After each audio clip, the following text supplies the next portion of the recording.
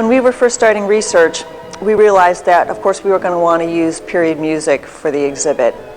So I thought, oh, it'd be great if I could find somebody from Western Pennsylvania who was in big bands.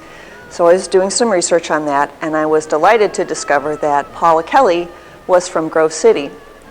Paula Kelly was the girl singer in the Modernaires, and they were the vocal group that sang with the Glenn Miller Band, the biggest band during World War II. When I was growing up in the 70s, it was the era of psychedelic rock, but I never liked that music and I never listened to it.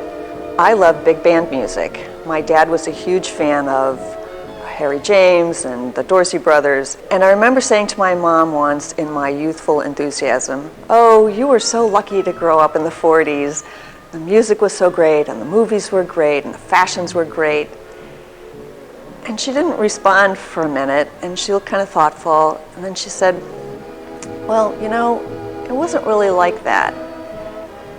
When I was growing up in the 40s, it wasn't about the music and it wasn't about the movies. It was all about the war. The headlines were about the war. If you went to the movies, it was all about the war. If you listened to the radio, all the news was about the war. It was all about the war. And when I was in high school and college, there were no boys. There was nobody to go to a dance with. They were all away at war." Spending the same old way.